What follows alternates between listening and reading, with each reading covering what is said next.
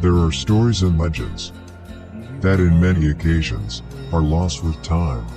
Many say and assure that the ones that last the longest are those who keep a tragic love, as if time and space will preserve, in a whimsical way, the essence of those feelings, and I will leave them embodied in our reality. The story that I am going to tell you today happened in the year 2010. In that year, Jonathan, the protagonist of this story, lived a unique moment, and he witnessed firsthand an event of which only a few know. From now on, I ask you to accommodate yourself. Please subscribe to my channel and leave a like. This helps the channel a lot and allows may these stories reach more people. Remember that without your help, this would not be possible. Now yes, let's start with the story. I start the motorcycle, and she stands leave. I tell him, waiting, please allow me pay you for the fuel, or at least I accompany you to a service station. And she, with a friend to tell me, no, and take her. My name is Jonathan, and in the year 2010, more precisely in December, I lived a unique moment, a totally surprising situation. What I remember was that, at that time, I made the decision to buy a motorcycle. A Harley-Davidson Dyna Lowrider 2006, 1,450 displacement. An impressive vehicle. I had wanted to fulfill that dream for a long time, and the first trip I decided to take, I wanted it to be special. I was going to visit a great friend who lives in Lakewood, very close to Denver, Colorado. I had everything defined and prepared. So one Friday morning, I tried to get out. But unfortunately something delayed me. The motorcycle battery had a fault, for which, to avoid problems during the trip, I bought a new one and changed it. So unfortunately, I had to go out a little later. The trip had begun on Route 285. And I remember that I stopped in the city of Monte Vista.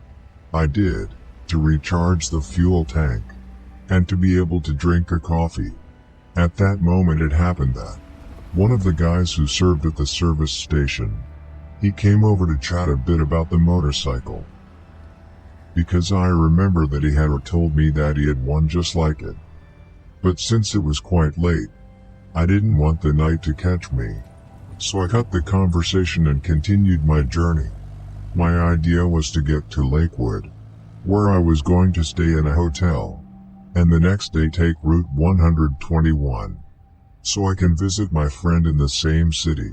I think the big mistake I made, it was when I stopped at the gas station in Monte Vista, and fill up the fuel tank. The truth was, I didn't worry, and I trusted myself too much. The motorcycle was not on reserve, so I calculated that with that fuel it would arrive perfectly. I took Route 285, and this is where everything started to get complicated.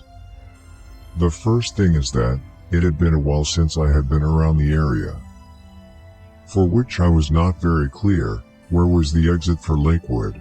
The second thing was that being winter, the sun was already setting, and it was already getting dark, for which the night was about to catch me. Exactly what I didn't want. But hey, there weren't many solutions. And I still had a long way to go to reach my destination. A few minutes later, the motorcycle starts to jerk, as a sign that he was running out of fuel. The first thing I thought at that moment, it was that he had calculated perfectly well the fuel consumption. So I lowered my hand to turn the stopcock, and I tried to put the fuel reserve of the motorcycle. But the surprise left me cold. The key was already open, for which the motorcycle was already about to turn off, because there was no more fuel in the circuit. I really didn't understand what had happened, but that was the reality, and I did not know that it was going to be in the middle of the route, quite a few kilometers from my destination. To make matters worse, It is not exactly a very busy route.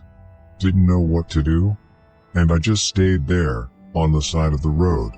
I had almost 30 kilometers to my destination, and pushing the motorcycle was not an option. Not just because of the distance, if not because the motorcycle is really heavy. I looked at my watch and it was 11:10 p.m. At that exact moment, it is that something unique happened, and without any reasonable explanation, I see a light approaching down the road. That the truth came out of nowhere. I thought maybe it came from some side road, one of those that are always on the sides of the routes. I really didn't see very well that it was. At that moment I thought it was a car, which only had one light working. But I was completely wrong. A few yards before arriving, I realized it was a motorcyclist. The joy I felt at that moment was indescribable. One motorcyclist saving another. I see it stop a few yards ahead from where I was with my motorcycle. And while he's stopping, I thank him. Because if it had not appeared, I would have had to stay there all night waiting for help. It was only a few seconds, but the first thing I saw was his motorcycle. It was an old motorcycle, Indian Chief from the 50s. Very, very beautiful. The guy had goggles, beret, leather jacket, and when he stands in front of me and takes off his goggles, I got the surprise of my life. She was a woman, very pretty, that she would be about 30 years old, and she greeted me in a clear foreign tone. I told him what had happened to me, and without saying a word and even almost without looking at me, she went to her motorcycle, and she pulled out of one of the saddlebags a hose. Meanwhile, I emptied 2 bottles of water that I had, and he got ready to load me with fuel, the bottles. There she told me to stay calm. That with that, surely I would arrive perfectly to my destination. I thanked him many times. I asked her name and I even wanted to pay her for the fuel. She really had saved me. The only thing he did was look at me for 2 seconds and say with a French tone, I think, me. No and take care, making it clear that he wanted nothing in return for the help. She got on her motorcycle and got lost in the mist that was on the road. She looked like an image from a movie. I assure you, I didn't know who she was. He was there because he braked. Since at no time did I signal to him to stop. It was like she came to me, knowing that I was in trouble. After a while I loaded the fuel. I started the motorcycle and headed towards Lakewood. Luckily and beyond the hour, I was received at the hotel without any problems. The next morning I wake up. I went to the hotel restaurant for breakfast, and when the waiter comes to the table, he asks me if I had a good trip, since I had arrived a little late at the hotel. So, I told him everything that had happened to me. I ran out of fuel due to a mistake. But what, even if you don't believe it, had saved my life, a beautiful blonde that had appeared out of nowhere, with an old Indian Chief motorcycle. The waiter stared at me in silence and astonished. I asked him what was going on, and there, the other colleague who was behind the bar approached. They look at each other, with a slight smile. I asked them again, what was going on, and one of them answers me. He dresses the widow, while the other waiter repeats the same thing. Skinny, you saw the widow. We chatted for a few more minutes, and these 2 people tell me a story that some know around the area. About 40 years ago, a wealthy couple from France. He bought some fields in the area, and always, the 2 of them were seen traveling here and there, with its 2 Indian Chief, identical. He was called Andre and she was Lay. The story tells that one night with a lot of fog, Andre, coming back from Bailey, he had a problem with the motorcycle, and a truck hit him by accident, killing Andre. Lay immersed in pure sadness. She went into a very strong depression. She locked herself in her house and never came out again. Some acquaintances tried to help her, but she strongly refused.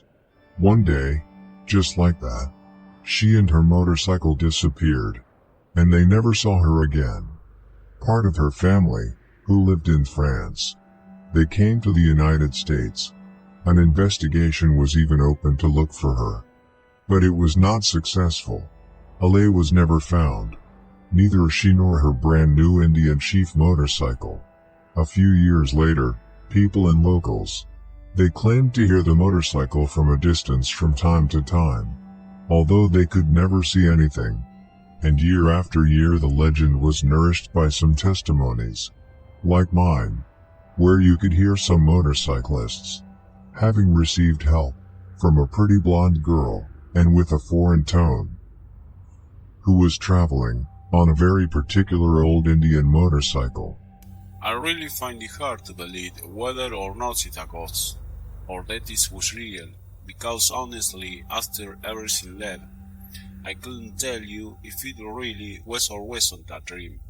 But hey, the fact is that yes, I ran out of fuel and this blonde helped me. So the three of us were stunned, the two-wheeler and I. Even today, an instant cold runs down my back and I get goosebumps. Remembering this, wherein I'm telling you, I really don't know what to believe. Maybe we have a guardian angel on the roofs of our country. Without a doubt that Ale, which in French means noble gender, still travels the routes, helping all those motorcyclists who need his help. That help, which his beloved did not have before he died on Route 285. Friends, I would love to know what you think about this story. As always, legends pass from mouth to mouth, undergoing some changes. But in this case, and as in so many others, we have a witness who claims to have seen with his own eyes the ghost of a widow, who seems to give you her help, if you really need it. Thank you for reaching the end of this video. I send a big hug to all of you.